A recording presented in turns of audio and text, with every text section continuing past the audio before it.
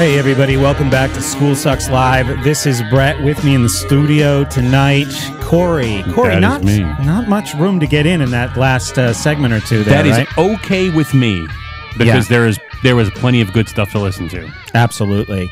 And Larken Rose, our guest, is on the phone. We agreed that we want to move on beyond Constitution talk for now. But if Jason wants to call back in, we like to do a little thing called the After School Sucks Special. We do like to do that. Which is after LRN kicks us off at midnight. We stay on UStream. We can still take calls. You can still participate in our chat, which I haven't even looked at tonight, but I will very soon to see what's going on there. And on the After School Sucks Special, we're allowed to use swear words if we want. Absolutely. And I know we're just biting our tongues right and left here. So that'll be good. Good to let loose a little bit. Yeah, as soon as it hits midnight, it's just gonna. I'm storing it all up. It's gonna burst out of me. I'm from New Jersey, so these things build up in your system. Man, yeah, so it's genetic. Yeah, I mean, F-bombs aren't even words; they're just punctuation marks. It's just instead of the. Yeah, exactly. So Larken is our guest. We're talking about his book, The Most Dangerous Superstition, and we have been using that book. This story, this thesis, to deal with the argumentum-ad-verecundiam. If you're just joining us, I will refresh the definition of that. This is the argument from authority or the appeal to authority. And a very short and sweet definition is that this is when it is argued that something is true because someone of authority, like an expert, but that's the nice way. It's also a person or an institution or some hemp paper says it is true.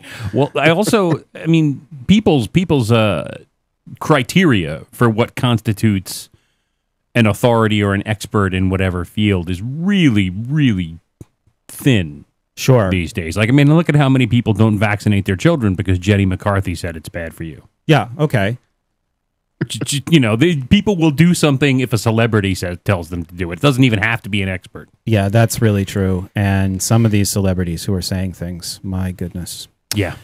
So we were talking about this restraining box of authority and how much this hurts not only public discourse, but the public. And the society and the civilization. And, you know, we got into this conversation over the last couple segments about the Constitution. But, Larken, you recognize from your conversations over the last 15 years or so that people do like a plan. And they don't ask you this directly. They don't use these words. But they have some form of, if you don't like the current system, please talk to me like a politician and tell me your 7-step, 11-step, 14-point plan for what you would do, exactly how you would want society to work. Are you familiar with this inquiry? Absolutely. I get it all the time. It's one of the things I most commonly have to deal with.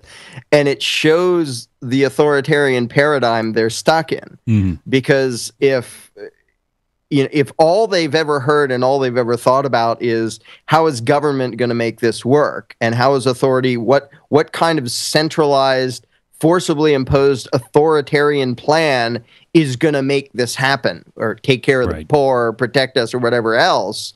If you say there shouldn't be one, they say, oh, well, what centralized plan do you intend to impose upon humanity instead? And it takes a while for people to even grasp the concept that I'm not offering a different kind of centralized, forcibly imposed plan for society. I'm saying there isn't such thing as a legitimate one of them at all. But it's a hard thing for people to even think about that. And they're always saying things like, well, under your system, and I say, it's not a system, and it's not my anything. I'm not running for Emperor of Anarchy. I'm just going to be a person, and you're just going to be a person. You can run for Emperor of Anarchy. I'll vote for you. The best part is, nobody has to vote for me. Right. You don't need their vote. Like, in that context, run might as well be declare myself. Nice. Right. Proclaim yourself emperor. Because there's no rules, so they can't say I'm not legit. Right. You're legit because you say you are. Appeal to authority. That's am how the it's authority. done. Now I can appeal to my own authority to prove I am. Actually, that's what the Constitution is. Congress shall have these powers because we said so. Well, who were said you? You get to say so. We said we get to say so. And they probably didn't come up with it either. Like, 4,000 years ago in Egypt, there was probably somebody who said, listen, everybody, I'm kind of this magician guy. Like I can kind of harness the power of these gods, and what you should do is spend your entire life. Actually, it's not a should; it's a must. You're going to build my cemetery. That's going to be the purpose of your life because I'm kind of magic-y. So, I mean, yeah. It was these decrees. That is how it started. But what's interesting, Larken? When people ask this question, what is your plan? How does it work in your system? The whole talk to me like I'm a politician, that appeal to authority question that has these variety of forms. The question is always like, what would you do about the poor? How would people be educated? How would people be defended? The question is never like, how do a bunch of useless bureaucrats get their hands on other people's money? Because people, by and large, are good, right? So they frame these discussions. All political debate and discourse seems to be about trying to get at an understanding of what is right and what is wrong, what is moral and what is immoral. And, if morality doesn't work, then maybe we go to practicality or efficiency. But I think people, by and large, are good, and it is their goodness here that's being used against them. Yeah, and that is the biggest danger of the belief in authority, that it isn't that bad people use it to do bad things, because who cares? Bad people are going to do bad things anyway.